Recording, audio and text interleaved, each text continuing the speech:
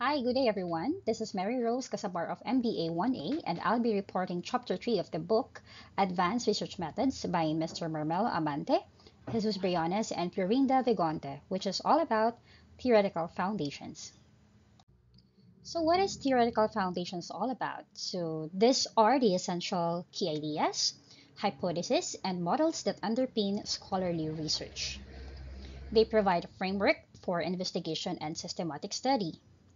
This section lays the groundwork for the study's goals and significance by identifying the research intended gap or issue.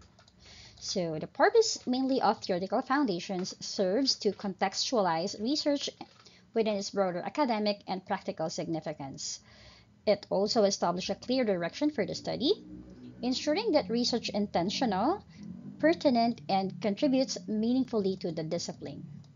So, as part of the importance of the study, it is a strong foundation that ensures research is grounded in established knowledge, guiding research objectives, methodologies, and contributing to the advancement of the discipline. So, let us go ahead and discuss the key concepts one by one. So, first concept is the background of the study. It is a crucial component of research that contextualizes and justifies the study. Account describing the circumstance which suggested the research, and includes the rationale for conducting the study. So it consists of historical context, which first outlines the evolution of the problem over time, provides a narrative of the problem's origins and development, and it helps readers understand the social, cultural, economic, and political dimensions of the problem. And as part of the knowledge gaps, it identifies gaps in existing knowledge or practice. It highlights areas where previous efforts have fallen short or where new developments demand attention. It demonstrates the study's value and prospective impact on knowledge advancement and social problems. So mainly the purpose of the background of the problem serves as a foundation for the study, providing context and rationale, where it explains the origin and nature of the problem. It highlights its significance and the need for the study. It culminates in a clear and concise problem statement that guides the research questions and objectives. So this slide shows you the key components of the background of the problem. First is the historical context, which examines the problem's evolution over time. We have the current state, which analyzes the contemporary data, trends, and statistics. Third, we have the theoretical perspectives, which reviews the theories and models explaining the problem. Next is the socio-economic impact. It examines the problem's effects on social groups, economies, and communities. We also have the policy and governance issue, where it analyzes existing policies, regulations, and governance structures.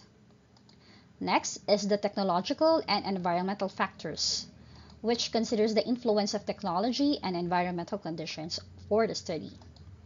Then we also have the cultural and societal norms, which explores how cultural beliefs, values, and practices contribute to the problem.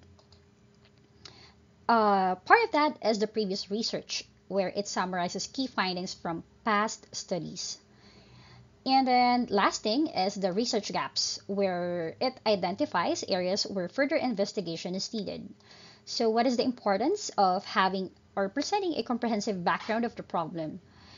It provides a solid foundation for the research, helping to, of course, understand the problem's complexity and persistence, identify research gaps and justify the need for the study, and then, of course, develop effective solutions and interventions related to the study.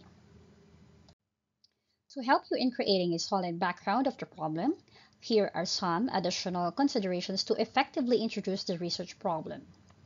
First is objectives of the study. So you have to clearly outline what the research aims to achieve, providing direction and focus, present specific inquiries to the study will address, and then guiding the research design and methodology. Then we have the hypothesis. This, of course, should present specific testable statements about expected relationships between variables for studies involving hypothesis testing. And then we have the significance of the study, which explains how or why the research is important, and its potential benefits and its contribution to the field. Then we have the scope and limitations, where it defines the study's boundaries, acknowledging constraints, and of course, its challenges. Then we have the conceptual framework, which illustrates relationships between key concepts and variables guiding the research. And then we have the conclusion, which summarizes key points, reiterate the study's importance, and provide a transition to a subsequent sections. So what is the importance of having this? Additional considerations to help establish, of course, a solid foundation for the research, providing a context and rationale to the study. And then, of course, it will ensure a comprehensive and impactful research endeavor. So the figure on the right side, which you can see in the slide, shows us one sample of a clearly stated background of the problem. As you can see in this reference point, it, of course, would guide you in creating the background for your chosen study or research. So we now have the second concept of your studies framework, which is the review of related literature. So what do we have in this part? So review of related literature synthesizes existing knowledge, identify gaps, and provides a foundation for research methodology and data analysis. It establishes the theoretical and conceptual framework of the study. It also identifies gaps, inconsistencies in current research. It also provides a foundation for the research methodology and data analysis. Mainly, the importance of this part, of course, is to establish theoretical and conceptual framework, identify gaps, and of course, inconsistencies of your current research. It also provides you foundation for research methodology and your data analysis. It also contributes to broader understanding of research problem. So here are its key components. First, we have the introduction to review to related literature, where it outlines purposes, scope, and key terms. We have the historical evolution and key milestones, which traces the development of ideas, theories, and methodologies. Third, we have the theoretical foundations, which discusses the theoretical perspectives and applications of the study. We also have the conceptual framework and models, which evaluates existing frameworks and models. And then fifth, we have the future research directions, which identifies areas for further investigation. And then lastly, we have the conclusion and summary, which summarizes key findings and insights of the study. All right, so to present a comprehensive review, researchers should consider the following. So here are considerations for effective review of related literature. We first have the methodologies and research designs. So this should evaluate strengths and weaknesses of approaches used in previous studies. Next, we have the empirical studies and findings, which of course synthesize key findings, including statistical data, qualitative insights, and theoretical implications. Third, we have the critical analysis and synthesis, which assess quality and credibility of literature, identifying gaps and inconsistencies. Fourth, we have the emerging trends and innovations, which discuss recent advancement and innovations influencing the research field. We also have the practical applications and implications, which examines how research findings have been applied in the real-world settings. Then sixth, we have the policy and regulatory perspective, which evaluate how research has informed public policy and regulations. And then we have the cultural and social context, which explore how cultural beliefs, societal norms, and demographic factors influence the research topic. Then we have the ethical considerations, which addresses the ethical principles and guidelines governing research conduct and participant rights. Then we have the limitations and critics, which acknowledge shortcomings and constraints of the review, the narrated review. And then number 10, we have the integration into research framework, which ensure the literature review informs research questions, hypotheses, and conceptual frameworks. So by considering these factors, researchers can present a comprehensive and effective review of related literature that enhances the thoroughness and relevance of the study. Okay, so this slide shows us the sample of a clearly stated review of related literature captured in the book, which you can use as reference guide in creating the literature of your study. So as you can see, it discusses the theoretical perspectives and applications, ideas, theories, and methodologies based from previous studies, which is relevant to the chosen study. It also identifies areas for further investigation, key findings, and some insights of the study. So let us now have this time the third concept, which is theoretical framework. So what is the theoretical framework all about? So it serves as the conceptual foundation guiding the research development. It integrates relevant theories, concepts, and models to explain the phenomenon under the investigation. It also serves as a fundamental basis for comprehending the topic and directing the research process. It also guides the selection of variables, development of hypotheses, and choice of research methods. So let's have the key component of this part of theoretical framework. We have the conceptual definition. It is a clear definition of key concept and terms. We have the theoretical perspectives, which is the integration of relevant theories providing explanations or frameworks. We have the variables and relationships, which is the identification of variables and hypothesized relationship of the study. Assumptions and propositions, we have that also, which is the explicit statements about expected relationship or outcomes. We have the critic evaluation, which composes of guides research design, selections of variables, development of hypotheses, and choice of research methods. We also have the enhanced knowledge progress, which contributes to acknowledge or academic scholarship, practical application, and societal influence. It also facilitates critical thinking, which evaluates theoretical frameworks' applicability, relevance, and explanatory capacity. We have the fifth component, which is the practical applications, which discusses first solution development, contributes to creating solutions, strategies, and policies addressing real-world problems. It also has informed decision making, incorporating theoretical frameworks informed decision making in research, policy, and practice. Then we have the last component, which is the future directions. This is an avenue for investigation, proposes areas for additional research and enhancement of theoretical frameworks. It also presents emerging patterns which identify novel theoretical viewpoints and unresolved inquiries requiring further examination. So this slide shows you the sample of theoretical framework. In this part, you can use some diagrams, models, to interconnect your study's variables and its relationship with one another, development of hypotheses, and choice of research methods. So now let's go over the fourth concept, which is the conceptual framework. So what is a conceptual framework all about? It is a graphical or written representation that shows the main variables and their postulated connections in a study. It is a representation of the relationship you expect to see between your variables or the characteristics or properties that you want to study. It also connects the theories, assumptions, beliefs, and concepts behind your research and presents them in a pictorial, graphical, or narrative format.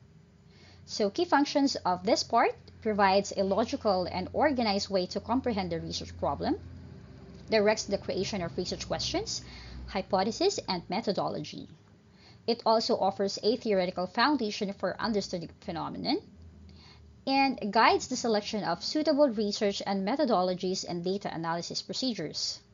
So, importance of this part of your study, it of course fulfills the multiple functions in research, providing first clarity and precision in defining terminology. It also provides a systematic method for developing research questions and hypotheses. Third, it serves as a guidance in choosing research methodologies and data analysis procedures. So by using a conceptual framework, researchers, of course, can ensure a well-organized and logical approach to their study, ultimately contributing to the validity and reliability of their findings. So what are the elements comprising a conceptual framework? We have first the conceptual definitions. It is a clear explanation of fundamental ideas and vocabulary. We have the variables. This is an identifying measurable features or characteristics essential to the research topic. We have the relationship. is specifying assumed connections between variables based on theoretical reasoning or empirical evidence. We also have the assumptions, which clearly stated assertions regarding fundamental assumptions or principles shaping the framework. We also have the development and application of the conceptual framework, which is first the progression and building, which is systematically finding pertinent theories, reviewing literature, and combining concepts into a cohesive structure. We have the theoretical underpinnings, which is incorporating theoretical viewpoints and framework to comprehend the research topic. We third have the research design and application, which is a guiding decision on the data collection, sampling, strategies, and analytical methodologies. Then we have the critical analysis and assessment, which is the evaluating coherence, theoretical underpinnings, and applicability to the study topic. Then we have the real-world uses, which is a practical application in shaping policy, practice, and interventions across diverse domains. So we also have the prospect for the future. So it identifies areas for further investigation and improvement of conceptual framework. So by establishing a conceptual framework, researchers can ensure a systematic and logical approach to their study, ultimately contributing to the validity and reliability of the findings. So this slide shows you the sample of a conceptual framework. So as we can see, it also shows some diagrams and graph that shows the main variables and their postulated connections to the study. So let's now go over to the fifth concept, which is the statement of the problem. So what is the statement of the problem all about? A problem statement is a clear and concise explanation of the issue or deficiency in understanding that the researcher aims to address. It considers the practical implications of the research. It also examines how the results of the study might be applied to tackle the problems, shape policy decisions, or enhance practical implementation. It also ensures that the research is focused, relevant, and meaningful, ultimately contributing to the advancement of knowledge in the field. So what are the key components of the statement of the problem? First, we have the overview of the problem statement, where it denotes a particular problem, state, or circumstance that requires examination. It also establishes the framework for the study, emphasizing the significance and value of investigating the topic.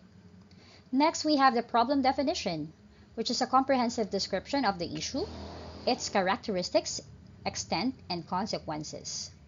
Third, we have the background information inside a specific context.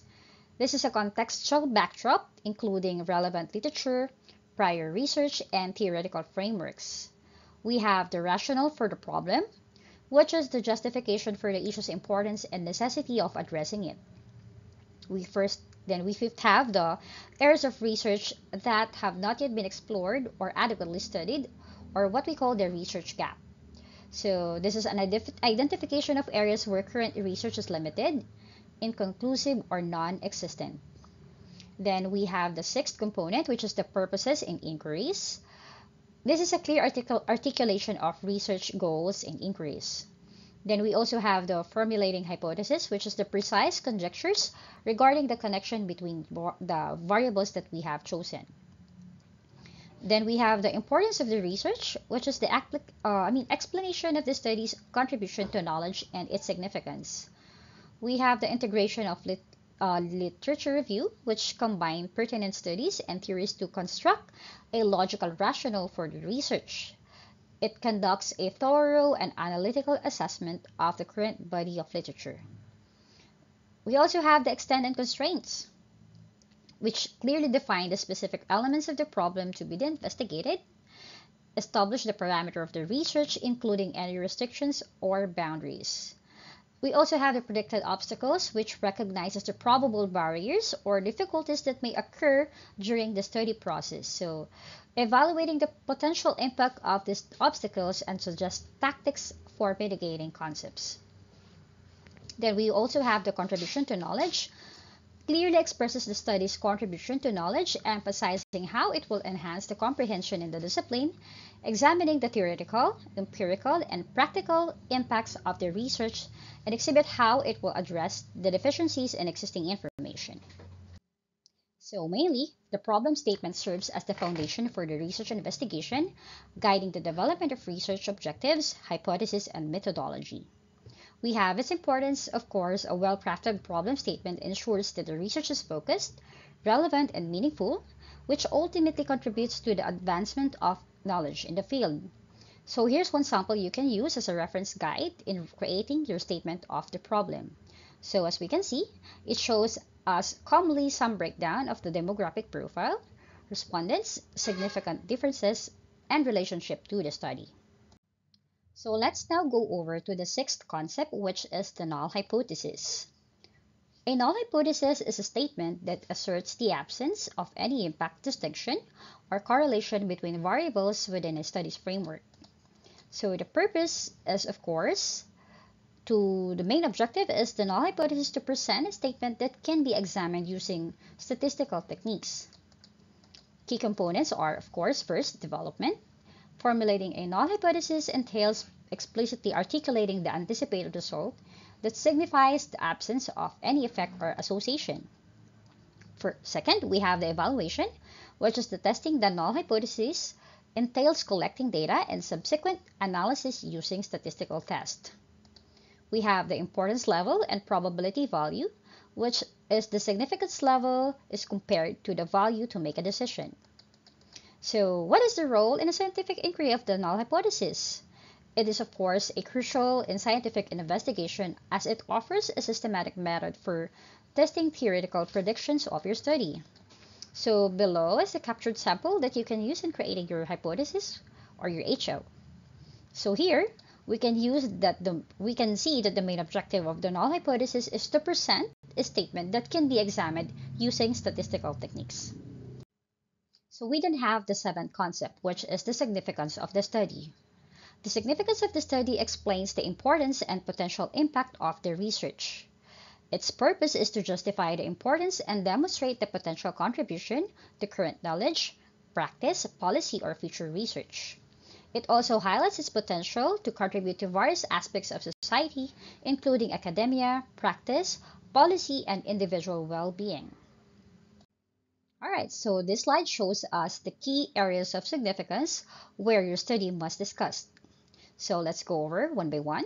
So there are overview of the study's importance, real-world applications, addressing a societal challenges, improving professional performance, economic benefits, environmental preservation, promoting innovation, ethical and moral considerations, addressing the disparity in access to digital technology, contribution to the advancement of academic knowledge, policy implications, technological advancement, personal growth and development, educational impact, community well-being, cultural and social understanding, enhancing standard of living, and then promoting evidence-based decision-making.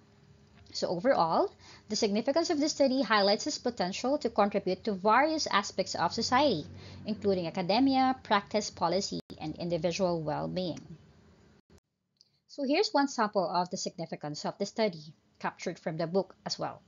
As we can see, it discusses how the study is beneficial, shows the importance and potential impact of the research to different groups, like as mentioned, the teachers, school head administrator, students, and the likes. Researchers, and mainly to the society or certain community. So let's have another concept, which is the scope and limitation. The scope and limitation section, where it defines the parameters and possible limitations of the research.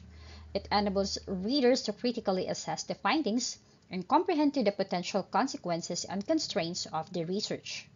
It refers to the several elements that affect its validity and reliability, including the size of the sample, the technique used, the tools used for data collection, external circumstance, and ethical considerations. So its key components are, of course, research goals, demographic of interest, geographic region, temporal duration, nature of the study, whether exploratory, descriptive, explanatory, or experimental.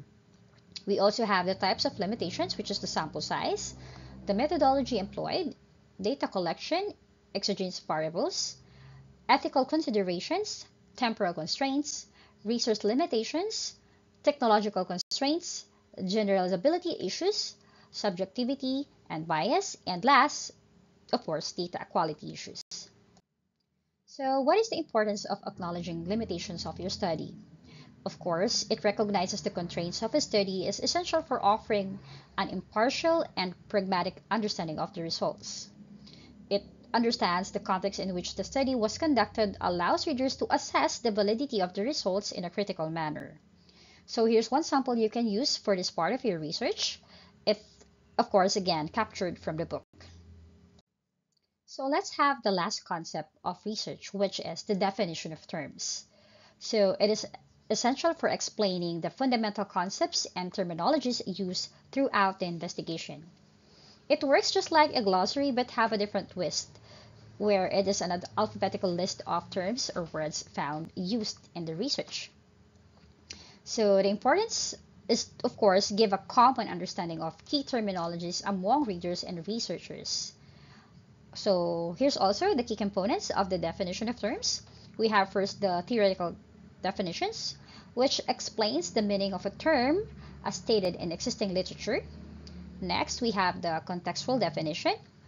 It's a clarify how a term is precisely employed within the study's setting. Then we have the operational definition, which explicitly state the methods and criteria used to measure or observe a notion. So significance of operational definitions, of course, to enhance the clarity and precision, ensure reliability and accuracy, facilitate, of course, replication and accuracy, and then facilitate the essential to hypothesis testing. So its main role in your research are to, of course, establish a shared vocabulary, prevent misinterpretations, enhance transparency and replicability, and then facilitate comparison and accumulation of knowledge. Alright, so here's one sample of definition of terms captured from the book. And as said, it works just like a glossary of the book, where it states the words, vocabularies, arranged in an alphabetical order form with its meaning, description to how it has been used in your study.